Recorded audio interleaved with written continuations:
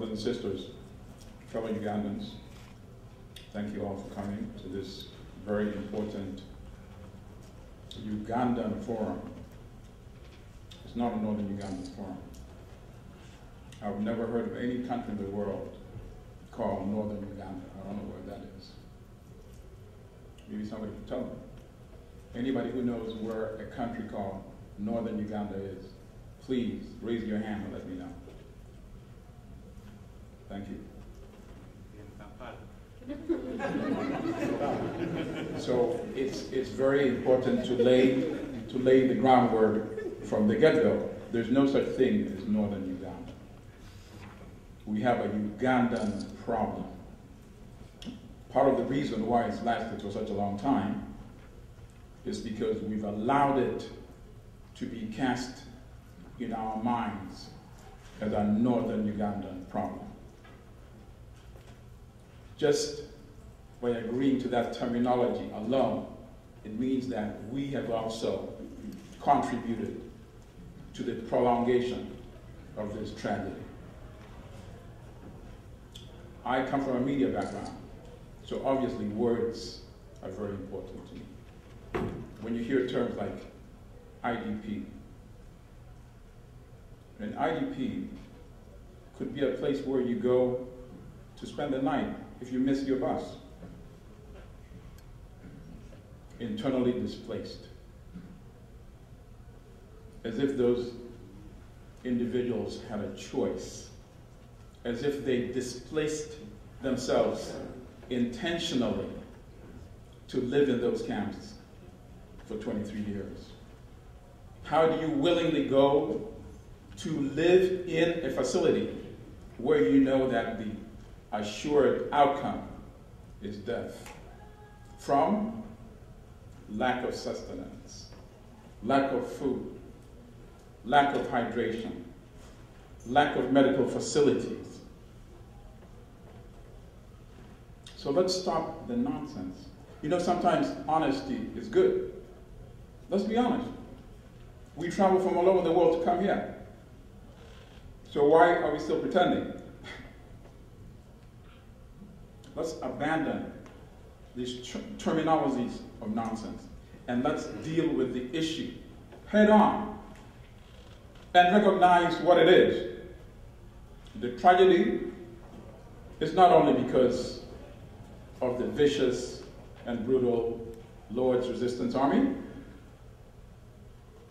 If we accept that, it means we're not being honest. We all know that.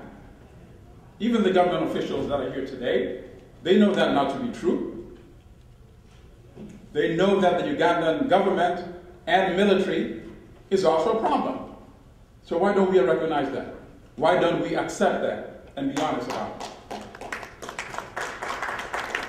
Honesty is good sometimes.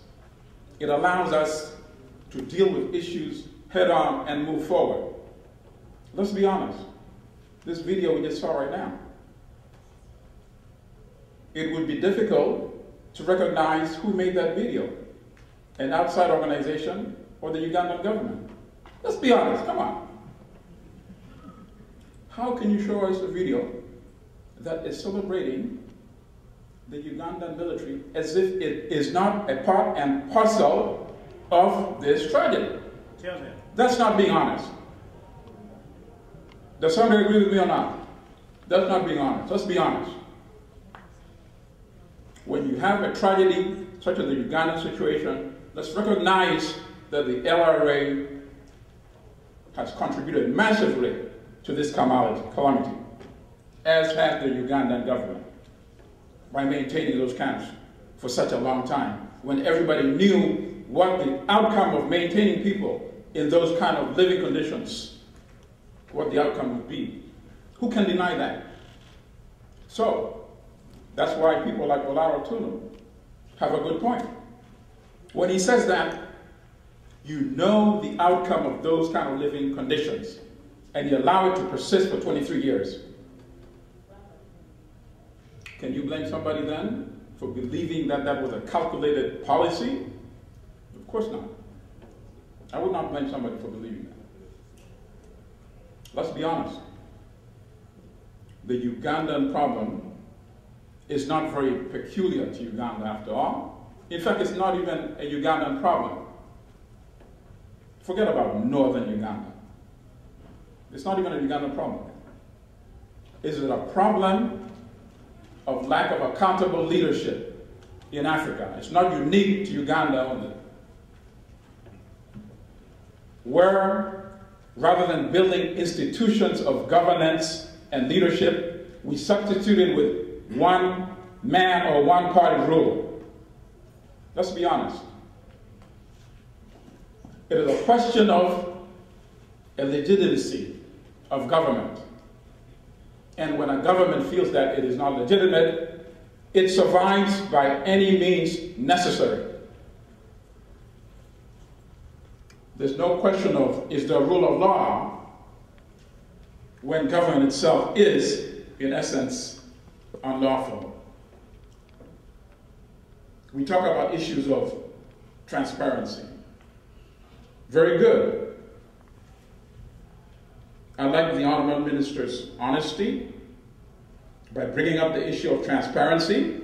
The Honorable Minister recognizes that there has been a problem in terms of embezzlement and corruption. We all know this. We read the Ugandan papers.